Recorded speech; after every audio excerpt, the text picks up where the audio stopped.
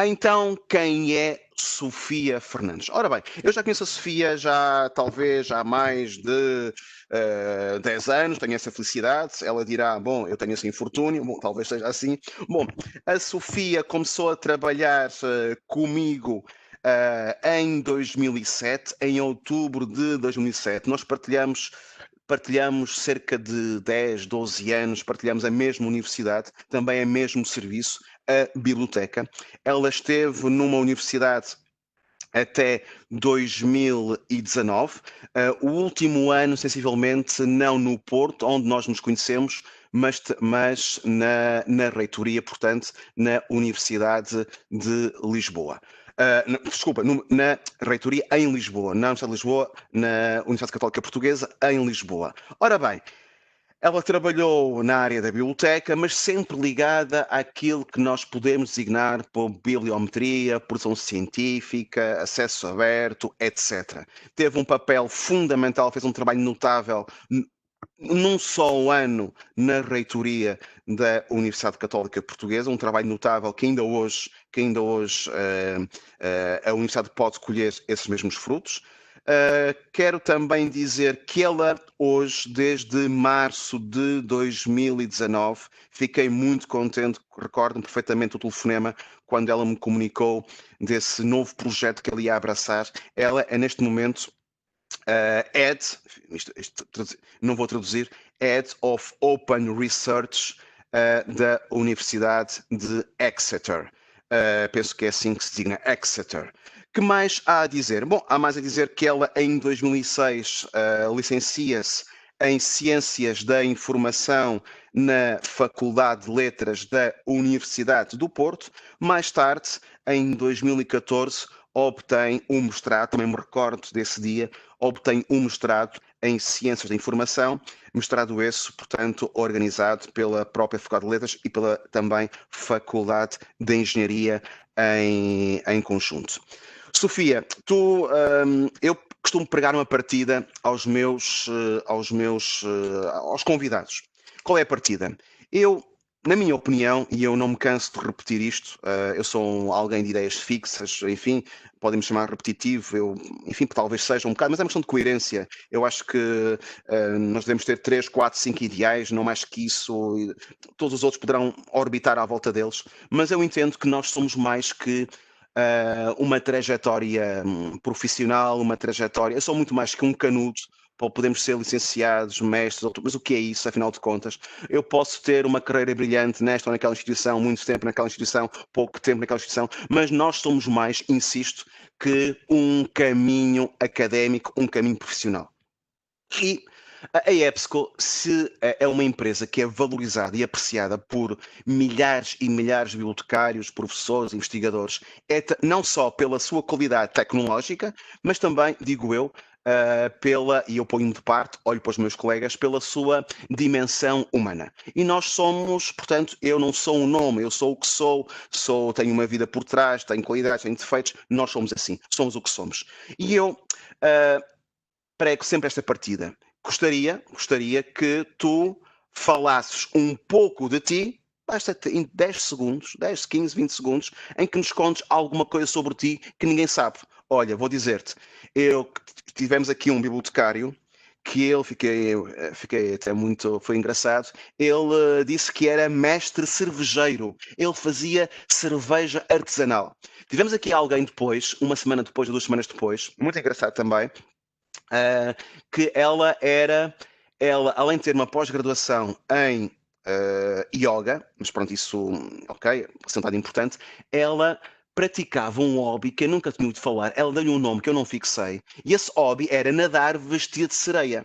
E eu assim, quem é que realmente ia adivinhar aquilo? Quem é que sabia? Bom, um, portanto, podes ligar o teu microfone, deixa-nos que te vejamos pelo menos 5, 10 segundos, vejamos, já conhecemos a tua fotografia, mas que te vejamos também 5, 10 segundos na tua câmara, para falares um pouco de ti, 5, 10 segundos, para quê? Para que nós associemos a Sofia Fernandes não apenas aquele webinar brilhante, mas também aquela pessoa que, ok, licenciou na Faculdade de Letras, está em Exeter, mas também aqui aportou algo de novo que ninguém conhecia, do ponto de vista biográfico. Sofia, calme já, a palavra é tua.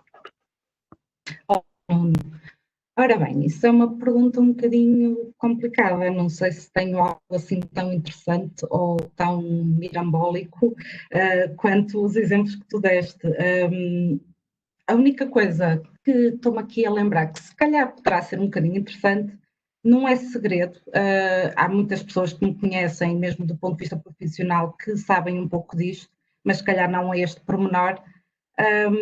E pode ser engraçado, é que, portanto, já vivi em 13 casas e distribuídas em 11 cidades e neste momento já com o segundo país. Portanto, não sei se isto será propriamente um segredo propriamente dito. Já algumas pessoas têm alguma noção, mas não tenho a certeza se sabem os números propriamente ditos. Espero. Olha, interessante. Tenha sido pelo menos ao nível da pergunta. Cidadã do mundo, muito bem. Portanto, penso que posso dar início, não é? Eu queria desde já agradecer-te a ti pessoalmente e à EBSCO pelo convite. Gostaria também de agradecer o interesse de todos para esta apresentação. Vou só desativar o meu vídeo para podermos nos concentrar na minha apresentação, que penso que teremos de dar início, caso contrário posso ficar a meio do caminho, porque o relógio não para. Portanto, a apresentação que tenho hoje para vos trazer intitula Ciência em Transição, Reflexões, Desafios e Agenda da Ciência Aberta e tem como grande finalidade partilhar convosco algumas ideias e alguns fatores que estão neste momento em ponto aberto para as agendas das bibliotecas neste sentido. Portanto, como agenda para teremos então começar necessariamente pelo conceito do acesso aberto e eu gostaria de fazer uma muito breve retrospectiva dos modelos de comunicação e de divulgação. Também, tal como também um pouco do estado da arte em que se encontram agora. O Plano S é um ponto crucial nesta agenda, precisamos sempre tocá-lo. Segue-se uma reflexão sobre os desafios e as oportunidades emergentes e também olhando que agenda devemos passar e pensar e planear à nossa frente. Finalmente farei alguns finais. Ciência aberta. A ciência aberta assenta no princípio de que a investigação científica pode ser partilhada e reutilizada. Esta é a grande mensagem de qualquer definição de ciência aberta. Temos que, obviamente, falar do ponto de vista de ferramentas, de infraestruturas, temos de falar do ponto de vista do que é que queremos desses resultados de investigação, mas, como é óbvio, o objetivo é sempre garantir a abertura, a transparência e a inovação do conhecimento científico. Esta declaração de Berlim traz-nos uma definição que eu gostaria de realçar estas duas particularidades que penso serem bastante cruciais. O facto de remover barreiras de acesso e de custo e também barreiras de permissão do ponto de vista de obras derivadas. Eu gostaria só de focar esses dois pontos porque penso que serão bastante importantes para os slides seguintes. Num processo de investigação, os resultados da investigação podem ser divulgados ou explorados comercialmente. Os resultados de investigação podem também ser partilhados de duas formas, através das publicações e ou a depositar os dados de investigação. Gostaria de salvar aqui o facto dos dados de investigação, primeiro, poderem ser também o principal resultado da investigação, que é uma coisa que muitas vezes é esquecida ou ainda não é conhecida o suficiente para se poder afirmar isto de forma mais universal. E o segundo fator que gostaria de ressalvar seria também a questão do acesso aberto, que pode ser feito através da via verde ou via dourada, no caso das publicações. Como eu referi, eu gostaria de falar um bocadinho sobre os modelos de comunicação e divulgação científica. Penso que algumas pessoas saberão, portanto, este percurso provavelmente ainda melhor do que eu, mas eu penso que esta breve retrospectiva do que começou por ser o principal canal de comunicação científica para o que hoje temos, acho que é algo importante a reter. Portanto, a Carta foi o primeiro canal de comunicação científica a ser aclamado por excelência entre a comunidade de investigadores, do ponto de vista de troca e partilha de informação entre os pares. Os periódicos científicos surgiram então como uma resposta, principalmente do ponto de vista de registro e de arquivo de toda essa correspondência. A formalização da comunicação científica é basicamente na sua distinção entre a comunicação formal, que é publicada e disponível ao público, e a comunicação informal, que era então na versão de cartas e discursos. Portanto, há estes dois conceitos entre a comunicação e a difusão científica. A comunicação científica, no ponto de vista da disseminação e transferência de informação especializada para a comunidade científica, a difusão científica para dirigir-se então à sociedade em geral portanto, para a inclusão social e a alfabetização de todos os aspectos relevantes à sua vida pessoal e profissional. E hoje temos um modelo um bocadinho diferente, que levanta muitas questões. Há quem diga mesmo que estamos numa crise de comunicação científica algo que pode ser considerado o grande responsável tem a ver com o financiamento de todo o processo. Desde o início que temos um movimento de acesso aberto que foi exatamente criado por vias desta situação das universidades financiarem quase duplamente a investigação que é feita. Por um lado, financiando os investigadores para investigarem e produzirem os seus resultados de investigação, para depois ter que financiar, portanto, as revistas para ter acesso aos mesmos dados pelos quais foram publicados pelos investigadores.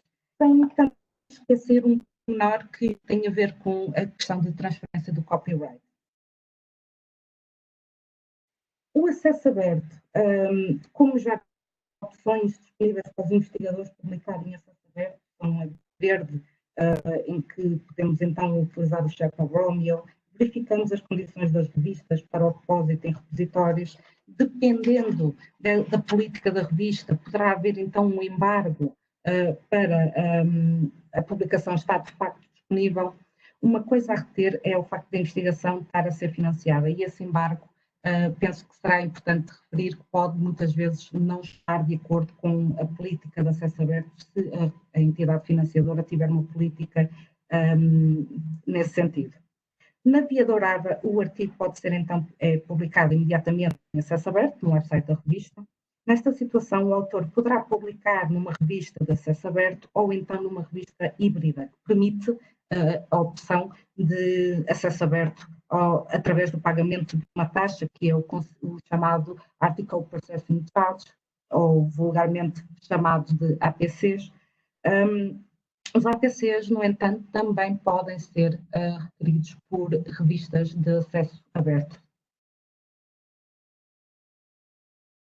As revistas híbridas, portanto, estas revistas, no fundo, são revistas subscritas, as revistas que fornecem também uma opção de pagamento para publicarem o artigo em acesso aberto.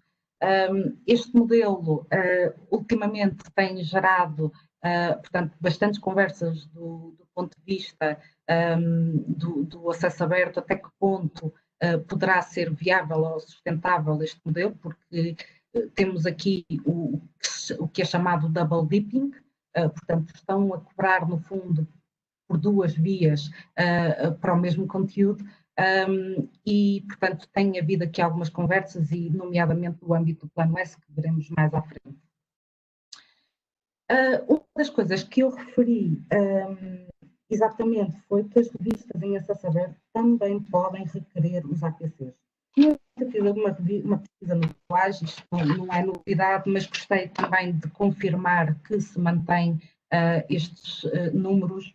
De facto, conseguimos ver que a maioria das revistas que estão indexadas, pelo menos no Lages, não requerem qualquer tipo de APCs. De facto, num universo de 1.332 revistas que estavam no dia 17 deste mês, apenas 4.181 revistas, de facto, cobram os APCs.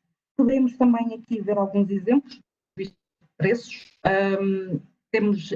Conseguimos perceber que os preços podem ser muito variados, portanto, podem ir desde os 100 euros até aos 1.000 euros, isto a falar em euros. As revistas híbridas, portanto, como referi, além da subscrição, também cobram APCs, caso o autor deseje ou seja requerido a publicar em acesso aberto. Estes APCs são considerados normalmente mais caros do que os gerais das revistas em acesso aberto. Eu tenho aqui alguns exemplos, não me queria estar a prender a estas revistas, são simplesmente alguns exemplos de forma que possamos ver os preços podem ser muito diferentes e, em particular, muito diferentes dos que acabei de apresentar, que vi no DOAS. No entanto, as revistas em acesso vimos ainda há pouco com as revistas híbridas. Portanto, no DOAS eu mostrei-vos alguns preços relativamente baixos, mas, por exemplo, aqui é um excerto de uma spreadsheet da Elsevier que está disponível na internet. E, portanto, fiz uma pesquisa pelas revistas de acesso aberto da Elsevier e fiz um filtro para ver quais eram as mais caras. E estas são as, de momento, mais caras. Esta fonte também foi consultada exatamente na semana passada, portanto, os dados estão bastante atualizados. O Plano S era um ponto obrigatório nesta apresentação. No momento, portanto, todas as atenções estão viradas para discutir e perceber como isto vai ser implementado, como o Plano S vai, de facto, influenciar ou não as políticas de acesso aberto das várias entidades financiadoras. Eu não vou ler os princípios todos, eles são bastante extensos. Eu gostaria só de ressalvar alguns tópicos que penso que são importantes. O primeiro vem logo na primeira linha, a questão do copyright, o facto dos autores terem o copyright das suas publicações. Se relembrarmos na figura anterior, onde tínhamos o modelo de comunicação científica em crise, uma das coisas que eu realcei foi exatamente o facto dos autores entregarem o copyright normalmente para a publicação dos seus artigos. O Plano S defende que o copyright deve-se manter com os autores. Outra questão que também gostaria de ressalvar aqui no Plano S é a questão sobre as características, de facto, que as revistas em acesso aberto devem obedecer e que relação que isto tem, então, com as entidades financiadoras. O facto de haver um suporte à identificação das revistas e as plataformas de publicação mais adequadas e, finalmente, aqui a questão das taxas de publicação em acesso aberto serem, por um lado, asseguradas pelos financiadores, pelas universidades e também realçar para o facto do financiamento ser padronizado e limitado. Outro tópico bastante importante aqui no Plano S tem a ver com as políticas e estratégias, principalmente do ponto de vista da transparência, que é algo que vamos ver mais à frente.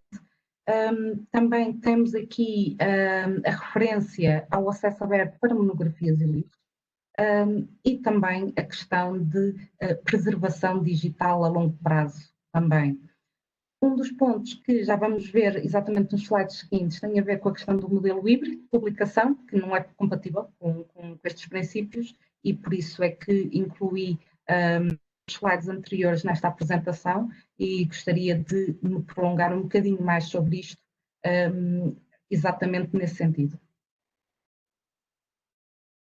As revistas de subscrição, portanto, nós estamos aqui a falar de vários modelos e gostaria só de esclarecer aqui alguns conceitos, porque temos as revistas de subscrição tradicionais, que era os chamados read-only, e peço desculpa por alguma predominância de conteúdos aqui em inglês, mas são de facto termos que não são assim tão traduzidos quanto isso para outras línguas e então acabam por ser muito mais conhecidos na versão inglesa do que na versão portuguesa ou portuguesa brasileira.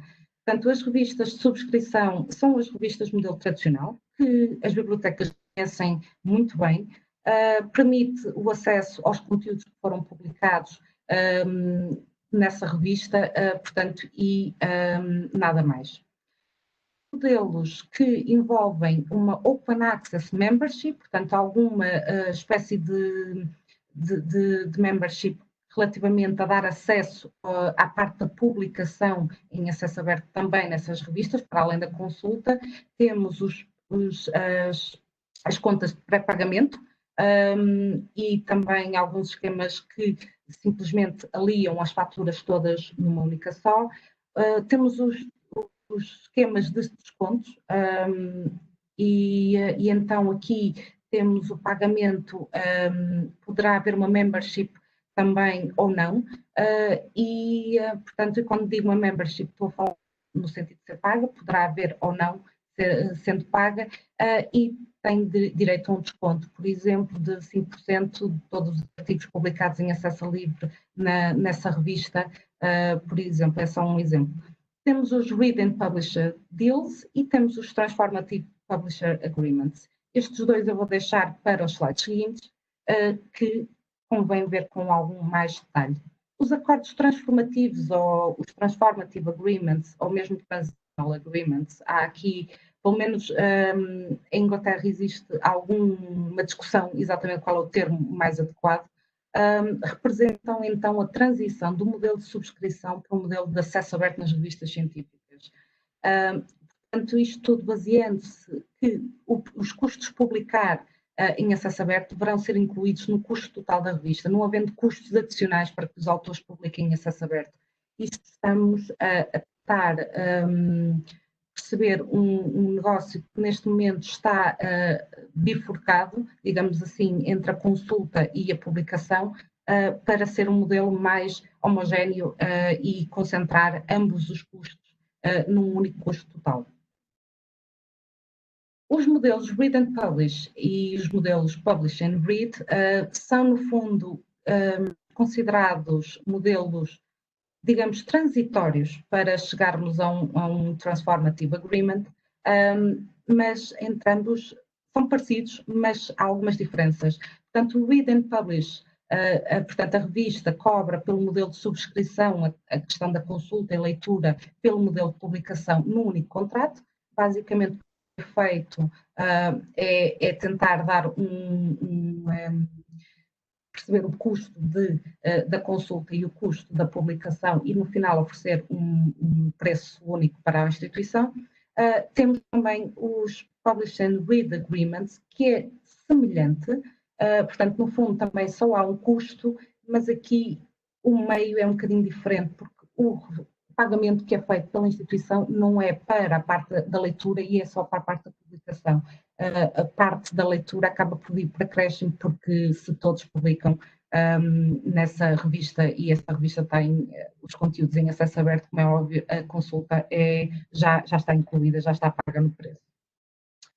Eu gostaria de refletir convosco, aliás, porque este convite que tive da EBSCO, no fundo, o que me fez ter vontade foi de partilhar convosco, primeiro, alguns fatores que temos todos em mãos e, de facto, pensar e refletir um bocadinho nos desafios e também nas oportunidades e no que nos espera mais à frente.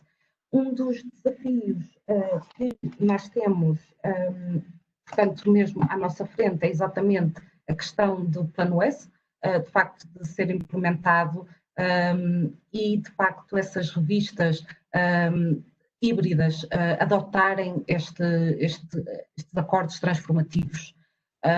E, portanto, isto leva-nos a outras questões. Portanto, neste momento há um grande ênfase em apoiar e em subscrever estas revistas que estejam em acordos transformativos, até por alguma expectativa de alguma pressão do ponto de vista das entidades financiadoras de facto de requererem esses acordos a estarem em vigor. Por outro lado, há aqui alguma sensibilidade em relação às próprias revistas de acesso aberto desde sempre, portanto, as que eram desde sempre em acesso aberto, se estarão a ser esquecidas dos orçamentos neste momento, porque não fazem parte destes acordos transformativos. E, por outro lado, essas revistas de acesso aberto, a maioria delas, não são todas, mas grande parte delas, elas não fazem parte das grandes editoras, ou seja, nunca poderão incluir, oferecer preços tão baixos como algumas maiores editoras que, pela sua dimensão, poderão o fazer.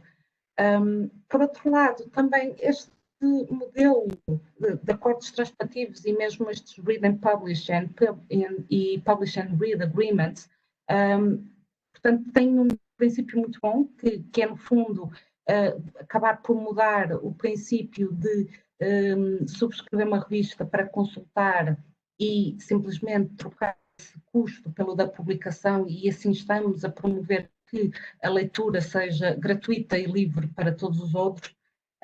No entanto, não nos podemos esquecer de investigadores que não tenham recursos, ou neste caso as instituições não tenham recursos para subscrever então essas revistas.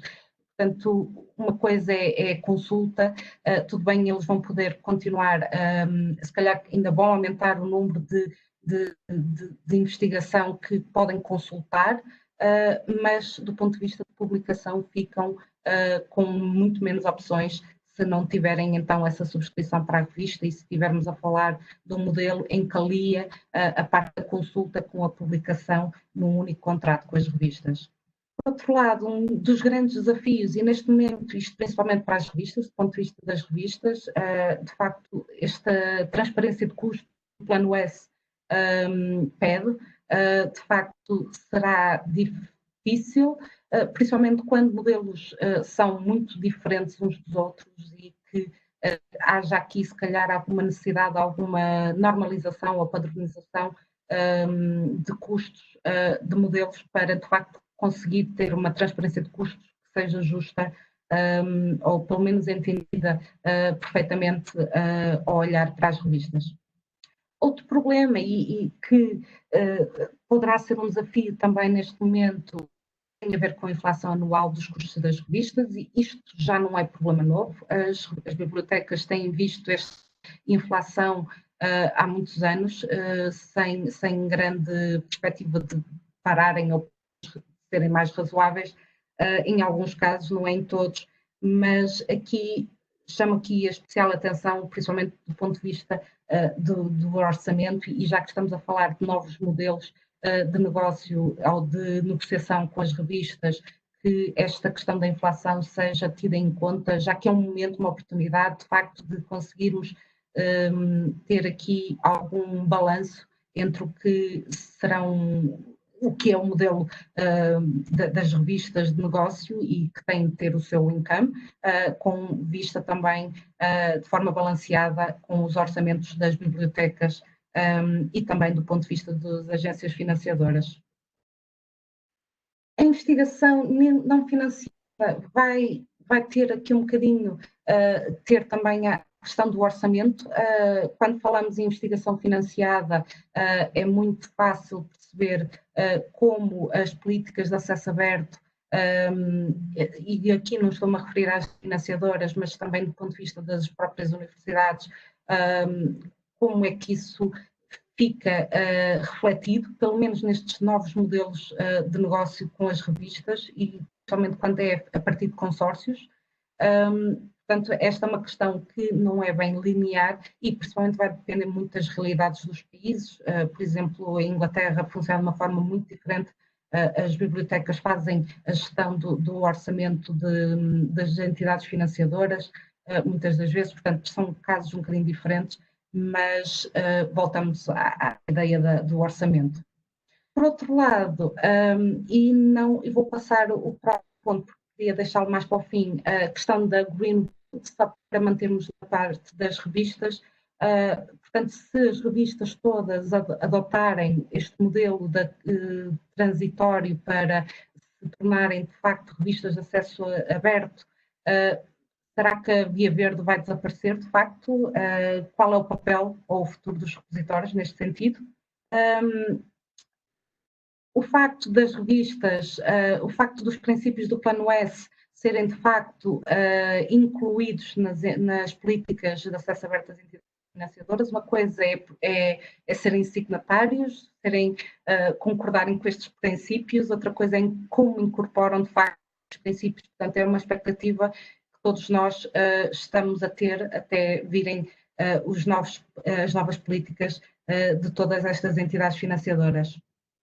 Também para não sair da parte do Plano S, também falar na questão de outras publicações em acesso aberto, neste caso a questão da monografia dos livros.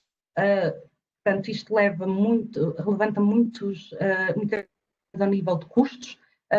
Publicar um livro em acesso aberto não custa o mesmo que um artigo em acesso aberto. Questões de copyright, não é assim tão fácil quanto isso. A questão de propriedade que tem copyright de terceiros, como é que vamos expor isto numa obra em acesso aberto? E também isto leva à questão do desenvolvimento de competências nesse âmbito. Se as bibliotecas estiveram portanto, a apoiar e a promover o acesso aberto do ponto de vista dos artigos, nomeadamente até agora, portanto, será necessário pensar nas competências que serão precisas desenvolver do ponto de vista das monografias em acesso aberto e nas questões de copyright, que são muito específicas no âmbito do acesso aberto, não são as mesmas, não seguem a mesma lógica que as leis do copyright em geral. E o último que eu gostaria então de referir, que está em segundo lugar neste slide, mas que gostaria de referir a seguir, é a questão da liberdade académica, que poderá ser colocada também em causa, ou pelo menos alguns investigadores poderão sentir isso, no sentido de haver, quer o Plano S, quer do ponto de vista das entidades financiadoras, o facto de promoverem estas revistas, que sejam estes acordos transformativos e que ofereçam estes modelos. Portanto, se há aqui alguma restrição de onde podem, então, de facto, publicar os seus resultados de investigação. Como oportunidades, sim, porque todos os desafios são oportunidades e eu recuso-me a chamar os anteriores desafios de problemas ou de questões, prefiro chamá-los de desafios, porque eles podem, de facto, tornar-se oportunidades. A viragem definitiva para um modelo de comunicação e divulgação em acesso aberto, portanto, é uma grande oportunidade disto acontecer. O facto das universidades e dos financiadores incorporarem, de facto, os princípios do Plano S, portanto, reverem as suas próprias políticas e incorporarem estes princípios. Outra coisa que eu acho que seria um momento fantástico era de promover uma maior relação das bibliotecas com os investigadores do ponto de vista da publicação.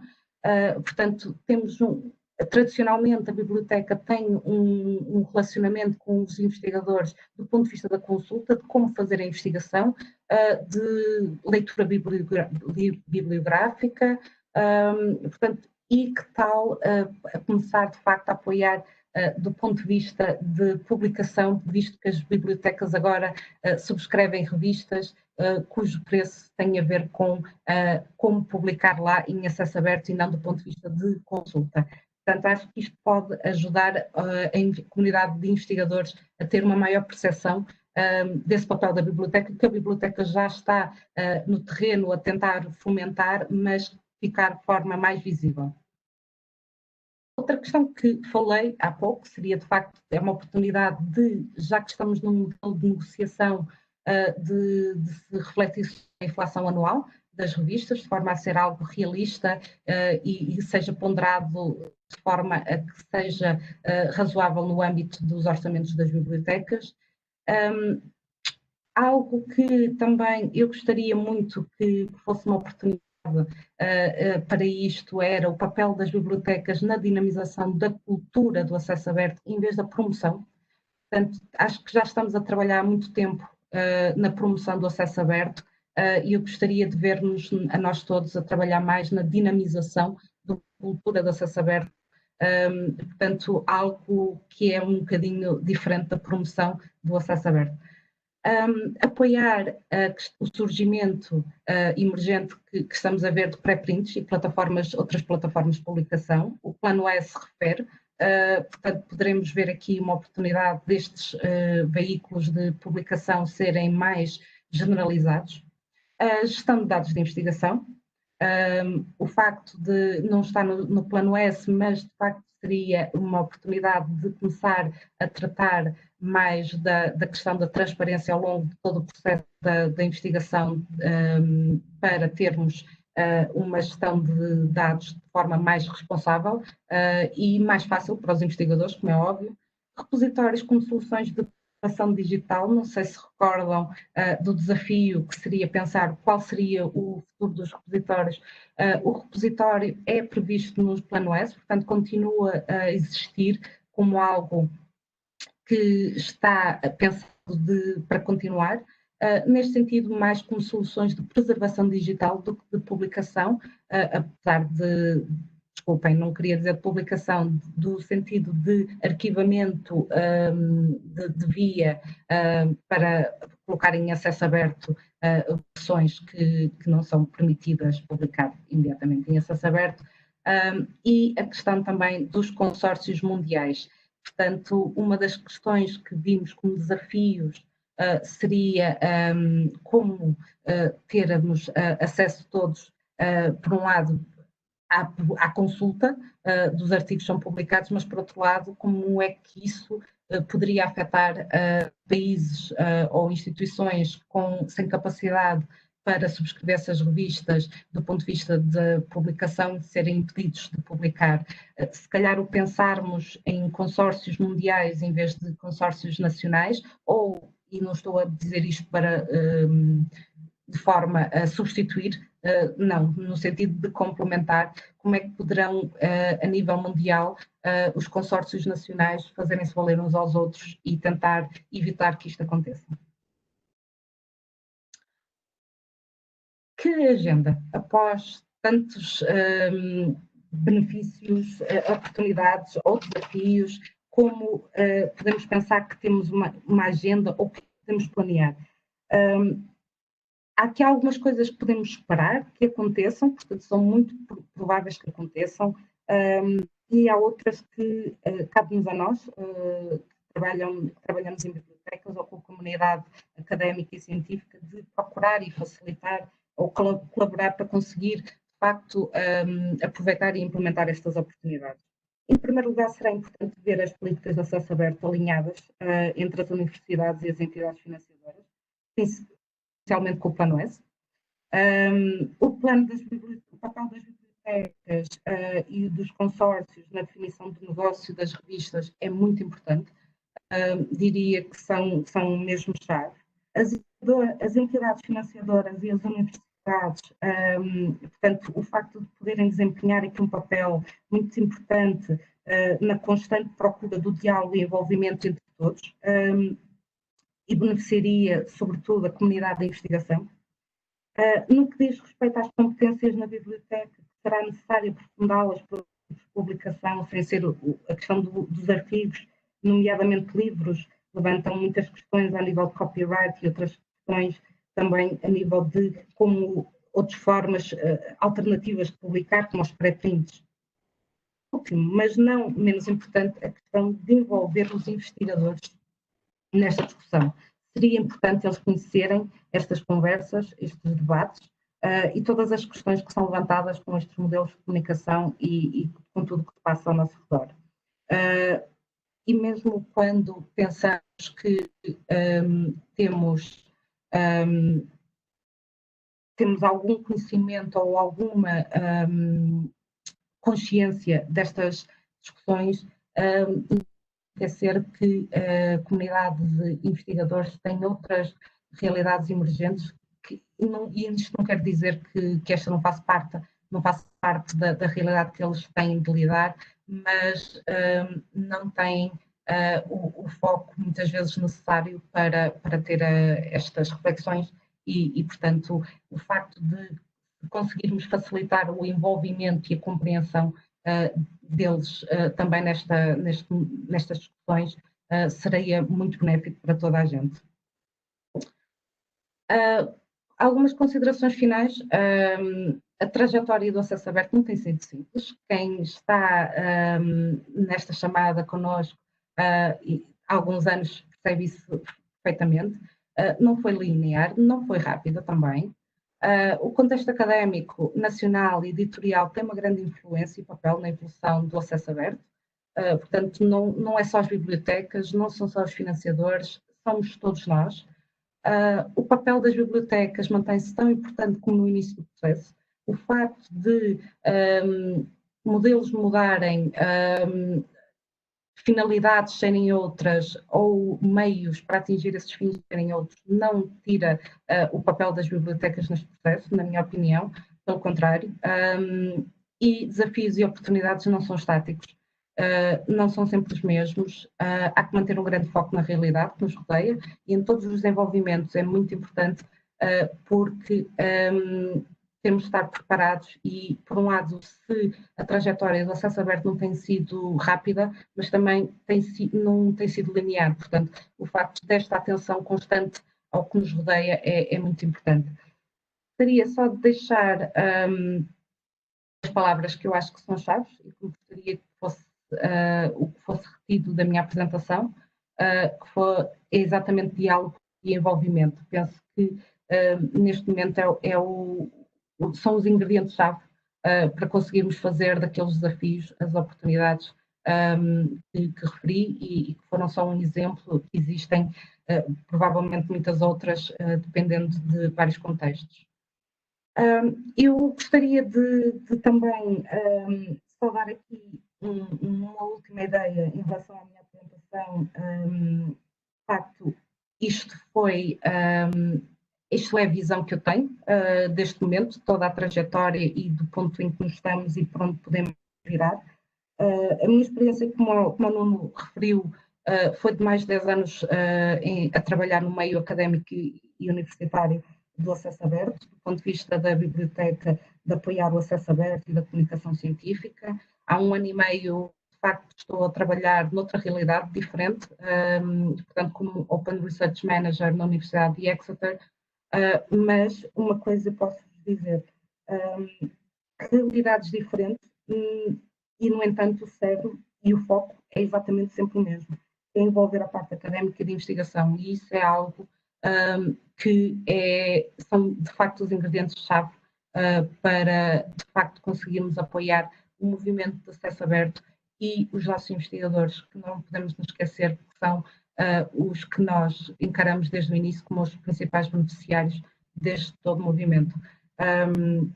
Apesar de também serem os principais agentes envolvidos, também acabam por ser os grandes beneficiados deste movimento.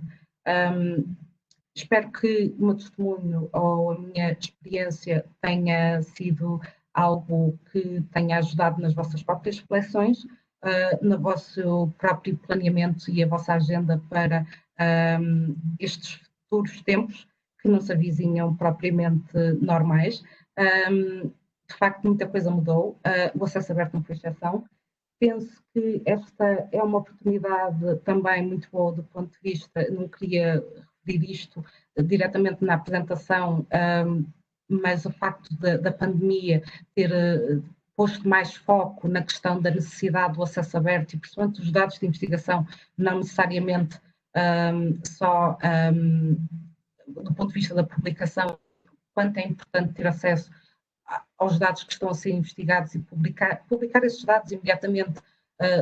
Portanto, em vez de esperarmos um extenso peer review para aquele artigo ser publicado, quando provavelmente já não será útil para a comunidade, quer de investigação, quer da comunidade social em geral. Penso que será mais outro alicerce que teremos ao nosso dispor, do ponto de vista de abrirmos, de facto, todos os olhos para a importância e os benefícios do acesso aberto. Penso que é tudo.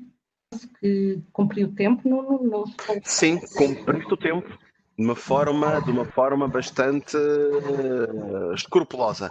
Sofia, Obrigada. quero agradecer-te a tua apresentação, muito clara, muito objetiva, com o teu cunho pessoal, fantástico. Temos aqui já, é o momento de perguntas e de respostas. Temos aqui já uma que vem de Lisboa. Muito obrigado pela excelente apresentação. Quando refere a relação das bibliotecas, eu só vou colocar aqui, estou-me a ouvir em eco. Portanto, onde é que está? Ok. Muito obrigado pela excelente apresentação. Quando refere a relação das bibliotecas com o acesso aberto, pode clarificar um pouco melhor a distinção entre dinamização e promoção da cultura de acesso aberto? Vou dar-te a palavra. Obrigada, Nuno, e obrigada, Rui, pela pergunta. De facto, a grande diferença tem a ver com o estado em que está, portanto, na consciência já da cultura e de todas as atividades envolvidas pelos investigadores. Quando eu referi à questão da promoção, falamos sempre normalmente da promoção como algo para incutir ou criar maior consciência ou conhecimento sobre o acesso aberto no meio dos investigadores. No entanto, uma dinamização requer mais a questão de pôr rodas em movimento propriamente do que mostrar que as rodas estão lá. Não sei se me estou a fazer entender.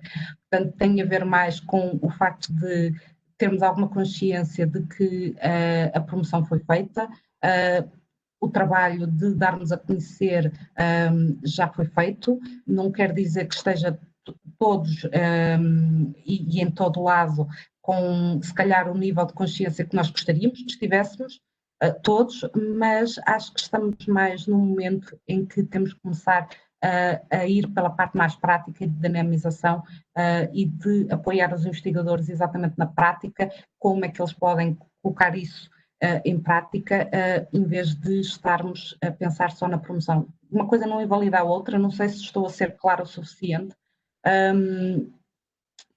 mas tem a ver mais com o facto deles próprios estarem com vontade de quererem embutir, por exemplo, questões do acesso aberto com alunos de investigação ou com investigadores júniores e, portanto, os próprios investigadores estarem envolvidos também, os mais séniores também estarem envolvidos nessas atividades. Eu não sei se consegui ser clara o suficiente nessa distinção, mas tem a ver muito com um espaço de primeira promoção e mostrarmos o que existe, e outra coisa é eles estarem também a bordo nas atividades connosco e de conseguirmos então levar a cabo as atividades em vez de estarmos só continuamente a mostrarmos que o acesso aberto está aqui, ou que existe, ou que é bom para toda a gente. E, portanto, não quer dizer que uma coisa substitua a outra e ambas têm a sua devida importância, mas penso que era uma forma de conseguirmos desenvolver mais na prática o que é uma cultura de acesso aberto, em vez de ser só um conceito. Muito bem. Penso, sim, quem colocou a questão diz muito obrigado. Ok, não sei se, entretanto, há mais questões ou não que queiram colocar. Apenas, enquanto eu obtenho mais questões, apenas só para uma pequena consideração, não é uma questão, dizer que este caminho do acesso aberto é um caminho que, é verdade, se faz entre autores, entre publicações, entre o próprio leitor, mas também, tal como foi referido, também de mão dada com aqueles que são editores e agregadores de conteúdos, intermediários, que têm tido um papel social fundamental desde Gutenberg, portanto já lá vão 5 séculos e hoje a ciência, não só a ciência do Renascimento, não só a ciência moderna, isto é, não só a ciência do Renascimento, mas aquela que é a ciência contemporânea e que resulta de um acumular de conhecimento que é reciclado, que é promovido, que é reutilizado desde há mais de 5 séculos. Aliás, são mais que 5 séculos, mas em termos em massa, e a tipografia e a imprensa deu um grande salto, um grande boom. Portanto, este é todo um modelo que transformativo, com certeza, um modelo que se faz de mãos dadas entre todos no novo modelo de publicação, de disponibilização e também falamos há pouco de perseveração. Muito interessante. Bom, eu não sei se haverá mais perguntas ou não. Estou aqui a aguardar por mais questões. Não sei se algum colega meu da EBSCO, tem aqui alguns colegas da EBSCO, também quererão colocar alguma questão à Sofia, que já não estás, Sofia, na União Europeia, mas estás na Europa, um pouco mais a norte, no norte da Europa. Bom, Sofia, eu estava aqui a ouvir um ruído de fundo, daí ter silenciado, desculpa, o teu microfone, não gosto nada de o fazer, mas vou dar-te outra vez o microfone, porque quero que as últimas palavras sejam tuas. Eu quero aqui aproveitar para agradecer uma vez mais à Sofia pelo seu tempo, pela sua disponibilidade, pela sua dedicação, pela preparação deste tema, pela sua partilha com o seu cunho pessoal. Muito obrigado. Eu acho que foi mesmo muito interessante. E que nós às vezes vamos ouvindo aqui e acolá falar sobre acesso aberto, mas vamos acumulando pequenas frases, pequenas informaçõezinhas, e houve aqui realmente uma oportunidade de nós, através de uma viagem, desde o princípio da viagem até ao final da viagem, aliás, o final ainda não se alcançou, é um processo que ainda está em aberto, e se calhar há pouco falei em Gutenberg, que isto é uma evolução natural que vem de Gutenberg, vem das placas de argila há milhares de anos, passando pelos papéis, pelos pergaminhos. E sem dúvida, é algo muito interessante e que temos de estar atentos, e todos nós, aqueles que são atores neste processo, têm que se ajustar, porque há papel para todos e cada um tem o seu papel. Porque ao fim e ao cabo o que queremos é uma sociedade melhor, inclusiva, informada, esclarecida e alcançando aquilo que nós queremos alcançar, que é o bem-estar social, mental, social, etc. Bom, Sofia, muito obrigado pela apresentação. Aqui diz muito esclarecedora, também diz um colega. Quero agradecer-te, quero desejar-te um final de tarde muito bom. Partilhamos o mesmo fuso horário. Espero que ainda tenhas tempo de dar um passeio, com máscara, se calhar sim, para mexer um pouco as pernas, apanhar um bocado de ar fresco. Quero dizer-te adeus, obrigado. E antes de eu colocar uma música, esta sim, bem mais alegre que as anteriores, quero que a última palavra seja tua. A última palavra, só se for muito obrigada a ti, à EBSCO e a todos vocês que estiveram aí desse lado a ouvir. Muito obrigada. Muito obrigado, Sofia. Vamos agora então terminar com uma música que é das mais que eu gosto mais, que é brasileira. Quando eu estive em Salvador,